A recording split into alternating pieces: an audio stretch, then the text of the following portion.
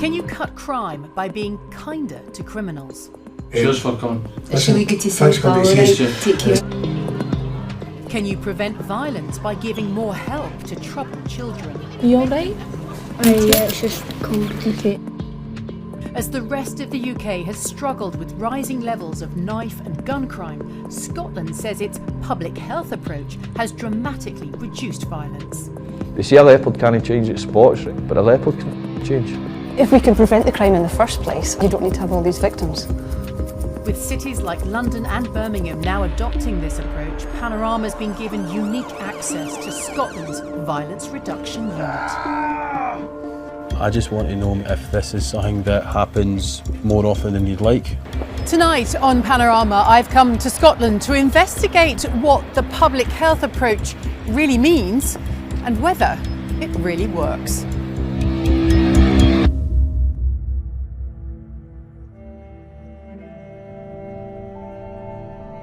I was carrying a lockback knife daily for 11 years of age and drinking alcoholically for about 12 years of age. I spent my 16th birthday, my 18th birthday and my 21st in here. All I done was just violence with violence with violence. Running about the East End of Glasgow like a cutthroat pirate and just a pure lethal absence of hope in my life, man. Coming home one night and some bloke goes to walk in my path and I ended up getting stabbed 9 times. So I got into A&E, I had a season ticket for it. 2 people in pink t-shirts came out to see us. Now, 2 people in pink t-shirts came out and see you in A&E, right? 1, you think you're tripping. 2, you know, they're no coppers. And the guy kneeled down beside my bed and he says to us, "How you doing, mate? I'm working for the Navigator programme for the Violence Reduction Unit." It's one of the first times I can ever remember somebody saying, "Can I help you with anything?" The Violence Reduction Unit, or VRU, is part of Police Scotland. Working in communities, hospitals and prisons, VRU projects try to prevent people getting trapped in a life of crime. For Callum, meeting the VRU's Navigators team was a turning point. So I ended up speaking to the Navigators about getting sober and recovery and all that, and they pointed me in the right direction. Ninewells Hospital in Dundee, where Navigators have just started to work in A&E. The Navigators offer help and advice to people who've just been involved in violence. So you want to kick your feet up? It's Saturday night. A man who's just been in a fight has been brought in by police. Navigators like Tam Begbie try to calm things down. He's ex-forces. Having served in Afghanistan, he's used to diffusing stressful situations. It's my job just to go around having a wee blather with folk who are coming in, a wee bit of distress. I remember getting kicked in the face, I remember getting volleyed in the face, I remember trying to run. So this is just kind of wrong place, wrong time for you, mate, is that what you're saying? 100%. Once they're discharged, Navigators can put patients in touch with services to help with things like employment, housing and mental health. What's it been like having Navigators on your watch for the last few weeks? Do you know, they are able to do things that we can't do. We don't have that time. Wee bit of water. They're there to do it. They're very visible with their pink shirts. You know, so yeah, I think that's a good thing. You see me lying in this bed like that, there will be in this bed twice as bad as me. Didn't think about the retaliation route at all, mate, because you'll chuck absolutely everything you've got away. For me, it's the only way I can justify it. Have a real think about that, because actions have got consequences. What you need to think about, mate, is your own future. I will do it. And I've got my card here, alright? We can maybe chat about some sensible decisions, mate, eh? Thank you very much for being here, mate. No problem at all, mate. No problem at all. This man's not yet followed up Tam's offer of help, but a study found that patients who do engage are much less likely to come back to A&E, saving both NHS and police time. I'm sure there'll be people who will say, hang on a moment, they have a choice. Yeah. I don't choose, you know, I've had suffering in my life and I don't choose to go out and get rip-roaring drunk and end up in here. When it comes down to it, nobody chooses to be in these situations. Nobody chooses to be hurt or injured to the point where they need to come to hospital. We're offering them a level of support that they might never had in their life. at all, ever. In some people's cases, to be a wee voice of reason, impartial to the situation and non-judgmental towards the reason that they're in the hospital, is the difference between life or death. Like other VRU schemes, Navigators focus on the causes of crime. But when the VRU was first set up 15 years ago, the priority was tougher policing. Blood on the pavement, a sight more common in Scotland than anywhere else in the developed world. That's according to a United Nations study which interviewed crime victims in 21 different countries. In 2005, there were 39 homicides in Glasgow alone. The police cracked down on the city's gangs with increased stop and search and tougher sentences. But then they decided to look at the causes as well. Karen McCluskey, former head of intelligence analysis for Strathclyde Police, was one of the founders of the VRU. There wasn't a police officer I met who actually said, we can fix this.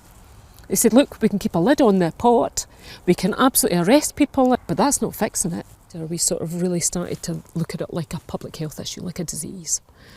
Really? What, violence was a disease? Well, it does.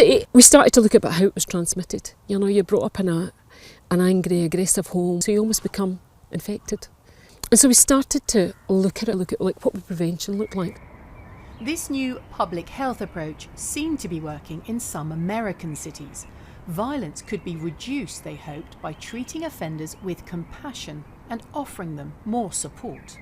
We said, look, you can phone this number 24 hours a day, 365 days a year, and we'll be out to you within, 24 hours, we'll plan for you within 7 days. And we were overwhelmed, just by the amount of people who just said, I'm done, I've just had enough. In the next 14 years, homicide rates in Glasgow fell by more than 2/3, from 39 in a year to 11. Soon, the VRU's public health approach was introduced in other organisations, including schools, social services and prisons.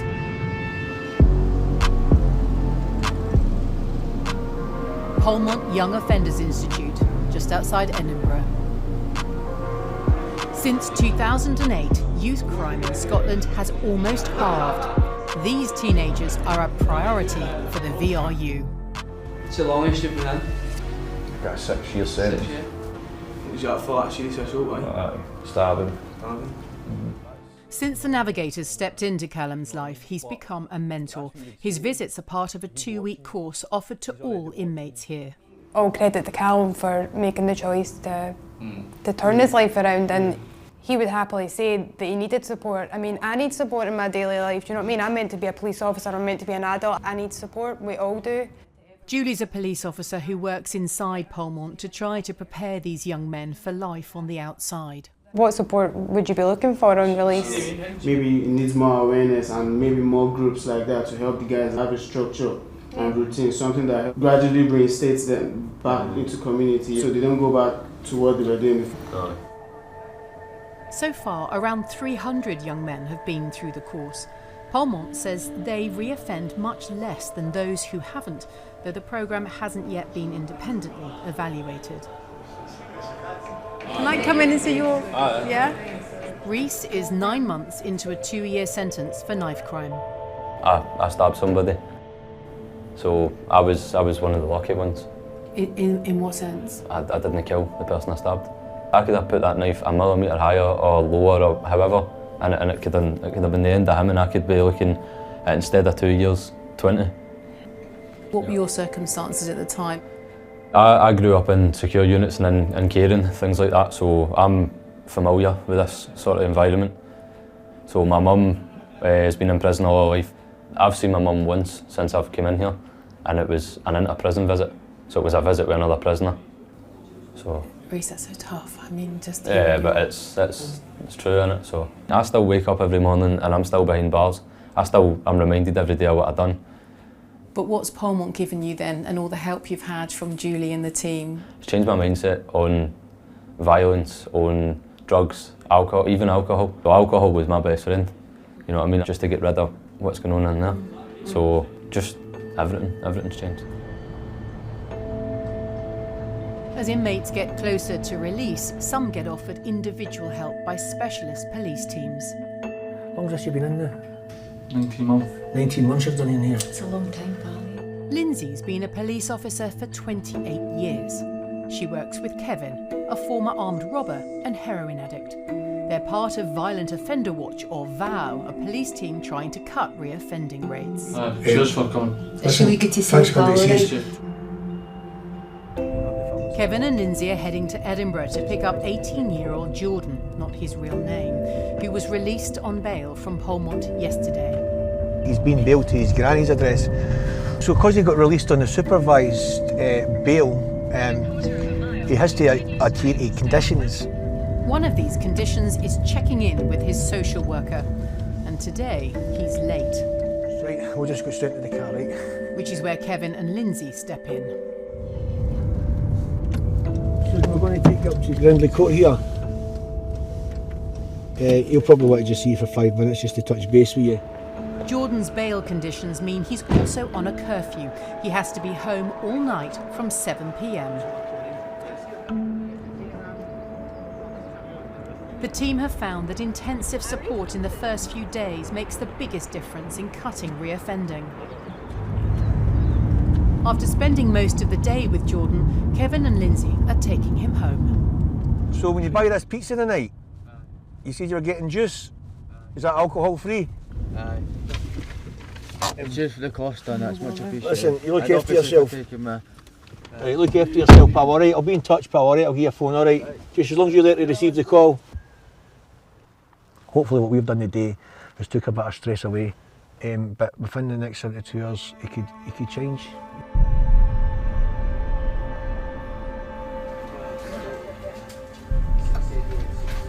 I hope he's had a good weekend. It's been 2 days. Kevin's trying to get in touch with Jordan. Phone's off. Phone's off. He's not answering his phone, so they decide to pay him a visit.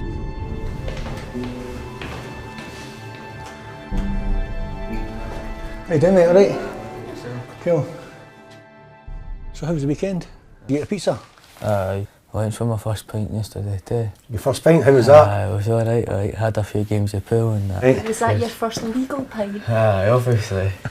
He's managed the first 3 days without breaching his curfew. Now Kevin and Lindsay want to help him get back on his feet. What would you like to be doing? Working. Where? Like on a building site or something. But I think what we'll do is in the next few weeks see where we can get you training. Yeah, it's what you do now and moving forward that matters, eh? It's up to Jordan whether he stays in contact with Kevin and Lindsay. Unlike probation officers, they have no power to impose sanctions. Only around half of those approached by the VOW team sign up, but those who do consistently reoffend far less. Hello, what project are you in speaking? Philippa? What's unusual about the VOW project is that it teams up police officers with ex-prisoners, something which initially caused its own tensions. It was alien to me, and I'm not even going to lie and say it wasn't, okay? It was. It was like, who am I working with here? I'm like, really? I was concerned about working with them. You know, initially, I was like, it's the police. They want information, they're up to something. The trust wasn't there, and they said, you know, Kevin, you could possibly break down these barriers and we want to help. You know, Police Scotland were taking a risk, taking on a former armed robber, drug addict, to come and work alongside them. I was also taking a reputational risk, because I've got to go back to the community and tell everybody I work with police officers.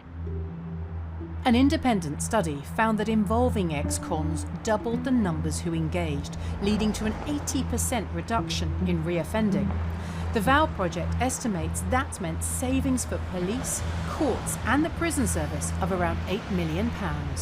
If somebody watching this programme would say, hang on a moment, you're an armed robber, you're a drug user, and now we're expected to bring you in and be nice to these kids? You know, this is soft justice. Part of the revolving door of prisons is people have a dream to come out of prison and not offend again. But what happens is they come out, they get caught back up with the same stuff and they go back in prison. Most of the guys have experienced childhood trauma such as separation, loss of parents through bereavement, you know, it's horrific stories. what we're doing, it's no soft justice, it's not a soft approach, it's a caring, compassionate approach. Key to the public health approach is understanding how a traumatic childhood may be more likely to draw a young person into violence and crime. It's more about the understanding of why people are involved in the criminal justice process. Why do people get into crime in the first place? And we do that understanding and we ask the question, what can I do to help you? Which, as you're speaking, I'm thinking, that is quite unusual to be hearing that from the perspective of a police officer whose job is to carry out justice, to lock people up. But if we can prevent the crime in the first place and prevent it happening, then we don't need to lock them up. And you don't need to have all these victims. Since the VRU was set up, there has been a huge shift in attitude across Scotland in terms of how best to tackle violent crime. And there's no question, crime rates have gone down, not just for homicides. The question is how much of that can be attributed directly to the VRU and its public health approach. Criminologist Susan McPhee has researched the effectiveness of the VRU. She's shown that while individual projects have had a clear impact, it can't claim all the credit for the reduction in violence. It's very difficult to know how much of the violence reduction was due to specific things that were being led by, for example, the Violence Reduction Unit and other wider global or political or societal changes. Most of the reduction in violence has been seen around young men committing acts of violence in public places with weapons, which was exactly the group that the Violence Reduction Unit were trying to target. So I think most of the success is down to the fact that young people just don't live the same sort of lifestyles that they did 20 years ago. They spend much more time living in a virtual world rather than a real one. And it's a challenge for the VRU to sustain its impact.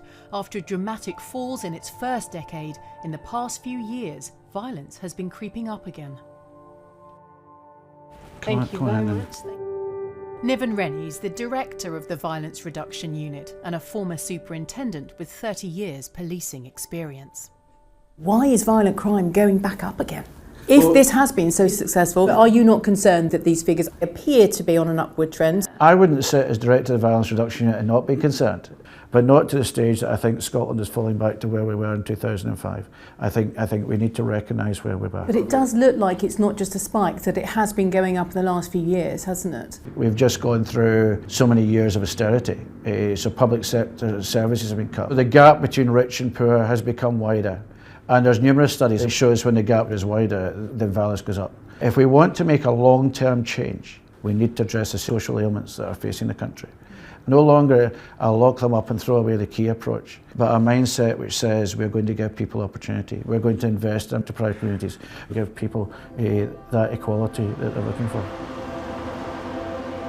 Located on the outskirts of Glasgow is Oakwood Primary School in Easterhouse.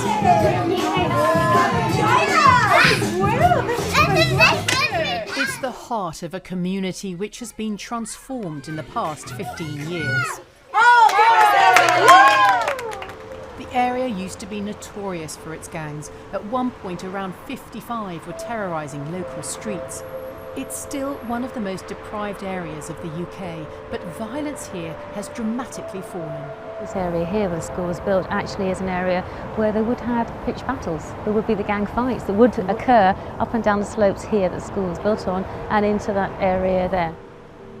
If someone came running towards you and they were pulling out a knife, if you didn't have a knife on you, you had to run. Single parent Stephen has a daughter at the school. As a boy, he was part of an Easterhouse gang. See the boys we fought with over there? Yeah. Their kids come to their schools, but we talk to each other on that now because the way we looked at it is we only ever fought because that was the normal thing to do. I know it doesn't sound right, but that was the normal thing to do. The police staged a major crackdown on the Easterhouse gangs in 2005, and then the VRU started working with the community. Schools like Oakwood adopted the VRU's public health approach, offering families counselling and other support. Heather, a mother of 9, has joined Oakwood's after-school family club. The Easterhouse for 10 years ago to the Easterhouse now is completely different. Family club now isn't just me bringing my family. We sit there and sit around a table and have dinner. important. One of the best things that came out of our school is that I've used the counselling service for nearly a year and a half. At the end of it, I was like, that literally changed my life, which then meant it changed their life because I became a better mammy through that. Children, including Heather's daughter, are taught effective ways to settle their differences. Could you guys just take a seat here, please? Thank you for coming here today to discuss your issues. Again with my class, I was ignoring us and running away from us when we were trying to play with them. How did you feel when that happened? A bit sad.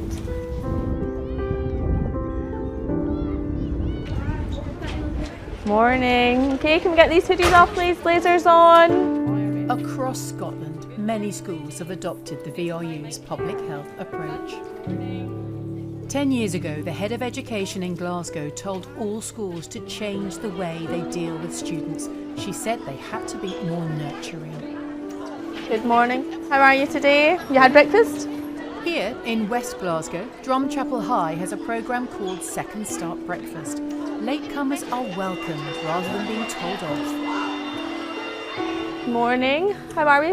What happened this morning, darling? I was helping get the sister ready. I'm very sleepy. Oh, I know that feeling. Okay, right, you have fun. See you later. What's happened this morning? You slept in. Are you all right? Yeah, it's just cold. Okay, have you had breakfast this morning? Yeah. Right, okay, you're going to go to homeroom? Yeah, right. So it's 10:15, and you're not reprimanding these kids for sleeping in. What other reasons are they giving? So, I mean, really what they're saying is they're sleeping in, but actually what's happened is nobody else is maybe waking up in the house either. Teachers have also been given new techniques to deal with pupils disrupting lessons. So, gigglers. Connor's 13. His behaviour can be challenging. Can you be careful with that, please? I'll put it away for you. I just don't want to see you get hurt. And I don't want to get hurt by a ruler either. Okay? So, if we're all going to wake up and be energised, what have you got next? Oh, Connor. Now that's definitely a warning. Could you go and pick it up for me, please, and put it away? And can you please mind your language? Do you need to go outside to calm down for a wee bit? Yeah? You want to go outside and calm down? Thank you. Connor, don't disrupt the learning, please. Thank you very much. Good decision. I think the traditional method is maybe a bit more flipped on its head, because I could have had a situation where just a high amount of swearing, kicking of furniture, slamming of doors, and nothing being achieved for him. Connor, could I just grab a wee word with you before you leave? What we can't have is the swearing and the disrupting others. I'm kind of coming at it from the angle, are you okay? For example, today when I asked you want to go and have a minute, go and chill out, have a minute. That to me is very different to your behaviour is not appropriate. Can you please leave the classroom?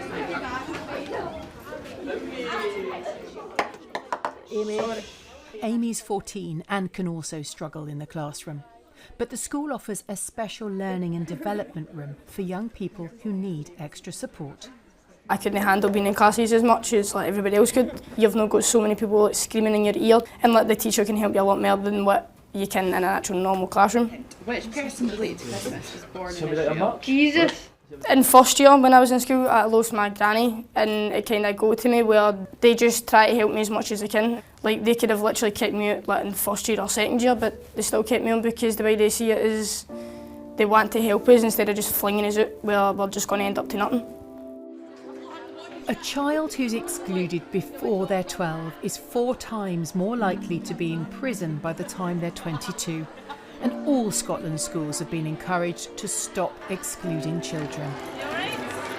We've made the decision that we were really trying to stamp out exclusions because it wasn't helping, it wasn't making a difference, the behaviour wasn't improving.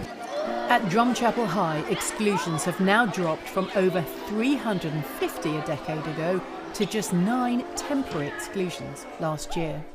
That traditional approach to learning, if you don't conform to what I'm offering, therefore you are out the door, and that doesn't help because actually what you're doing then is you are creating this barrier. School is a place that doesn't want me. Critics point out that Scotland ranks below England in international education league tables.